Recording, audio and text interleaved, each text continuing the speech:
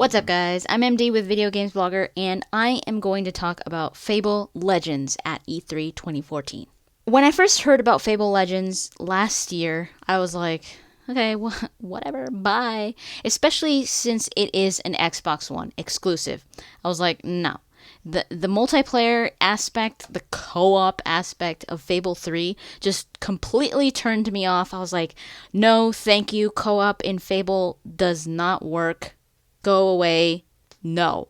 I have played all the Fable games, so I am a big fan of Fable. But to be fair, they hadn't really said anything about the game a year ago. It was just like a little bit of preview, and it was like, oh no. Like a lot of people didn't really give it a chance because of the complete fail of the co-op multiplayer system of Fable 3. But this time around, when I saw it in the E3 Microsoft press conference, I was like, okay, I'm going to give this a try. I'm going to look at it at E3. And they had a lot on it, which was really cool. They had it available to play. And they also had a video playing while you waited in line that had actually explained a lot of stuff. And it made things very clear. And I was like, whoa, this is completely different from what I thought. Let me just say that my opinion kind of changed. I still probably won't get an Xbox One, but it is on my list. As soon as that list starts getting bigger, that's when I get an Xbox One. So what it is, it's a cooperative RPG. If you don't play with anybody else, the other characters are going to be controlled by AI. But it's not going to have the same feeling just because you don't have your friends there and all that. Because this does look like a game that could be very fun with your friends. The story revolves around the cooperative play. That's what Fable 3 needed. Because that's why it struggled. Because it was single player. And then it was like, okay, I'm going to bring in a friend to help me. But that friend was like kind of like you had to wait while the single player actually saw the storyline. And the friend's just like, it didn't involve the other character. It didn't feel like you were playing the game with your friend. It felt like, okay, just help me. Like you were just dragging the friend to help you. Like using them as an ability almost. This one is actually also considered a dungeon crawler. You could interact with people in cities and towns. Like you could still do expressions and stuff like that. And you can customize your weapons, your armor, your looks, your abilities. That stuff. You can still do that. And the towns are now used, I guess, as hubs, like where you regenerate, where you get more items, that kind of stuff, where you could customize your stuff. And then once you choose a mission, once you go on a quest, that's when you go into the world. So Fable Legends takes place 400 years before the events of the first Fable game. It's before the Heroes Guild was created, but the whole aspect of heroes and Albion is present, but people are just finding out what it is to be a hero. So it's a popular theme, but it's not to the point where they already made the Heroes Guild yet. It's a 5-player game, 4 heroes and 1 villain. The interesting thing about the villain is that the villain creates the world. I mean, the story of the quest is there, but when the heroes go through the quest where they're like, okay, we have to cross this forest or whatever, we have to get to the so and so place to get so and so thing, like that, like usually is, the villain is actually the one that's deciding where am I going to put the henchmen, where am I going to put the boss, like where's this boss going to come out, where am I going to put little traps, and the heroes go through that world in order to get to their goal, with the story moving them along. I mean, this isn't the first game that does this. I believe there has been other games that have done this. The 4 heroes are individual characters. Like they each have their own personality. They each have their own specialty. What I don't know is that since you can customize your abilities, in the previous Fable games, you could change or make your character be like a warrior, or you can make the character be a full-on mage, or like a mix of ranged and magic and all this stuff.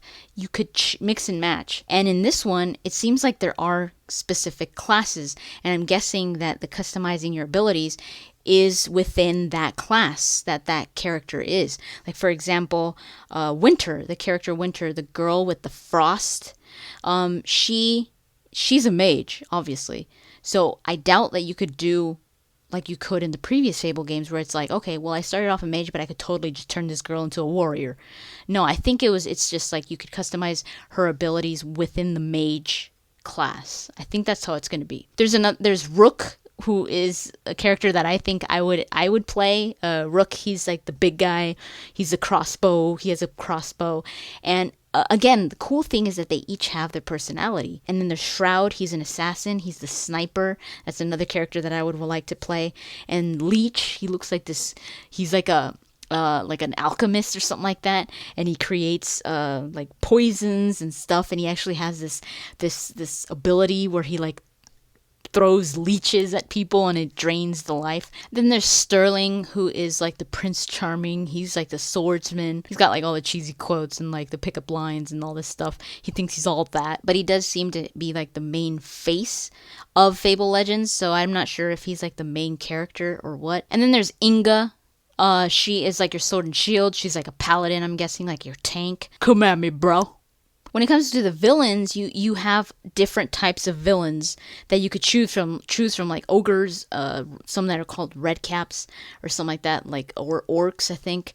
You have different villains, and depending on your points that you gain, I'm guessing like how many times you kill the heroes, or something, depending on what you do, the points that you could get more different types of henchmen, different types of traps, I'm guessing. They are going to be connecting it to the smart glass, so the villain can use the smart glass and actually set a plan of attack before the quest, so they could actually like it actually goes out into like tactical camera, where you could see the whole world, and you could set whatever you want in whatever location and actually plan it out. And then also, on a side note, when you go to towns, you could still do jobs, like in the previous in Fable 3, you could do jobs, you could play mini games, they have pub games. And Lionhead Studios is actually intending for this game to have like a 5 to 10 year lifespan, so I'm guessing they have a lot of content planned for Fable Legends. I've always wanted to see a Fable 4. So hopefully their plans for Fable Legends doesn't put that aside.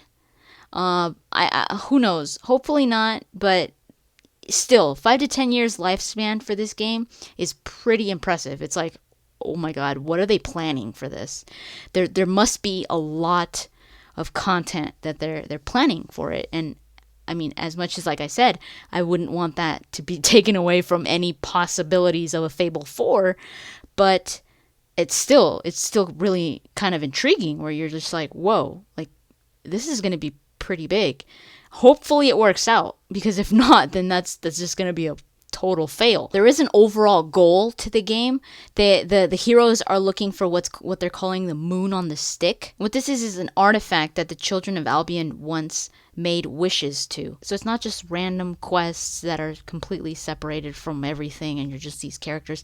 There is an overall storyline. I'm definitely putting this game on my Xbox One exclusive list.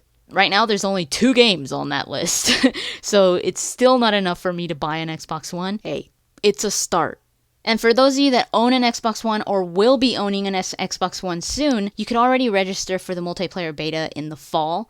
So I would suggest you go ahead and do that, since it's going to be free. I mean, if you get chosen, you're going to be able to test the game out, and it is worth testing. I'm telling you guys, it really impressed me. It looks like a lot of fun, especially if you play it with friends.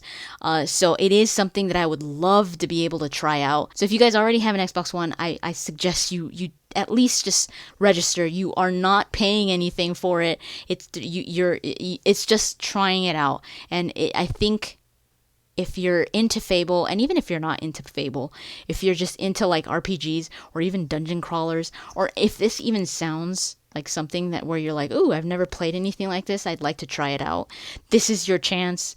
Register for the multiplayer beta. It's going to be in the fall. I will have the links in the description where you could register for that. So yeah, that's pretty much it for Fable Legends, a game that really piqued my interest, that completely changed my mind about it this E3. So I think Lionhead Studios did a really good job about promoting it, about giving more information about it, because I think a lot of people were kind of maybe misinterpreting it or maybe misunderstanding it or expecting something different. Thank you so much for watching, and I'll see you guys in the next E3 coverage.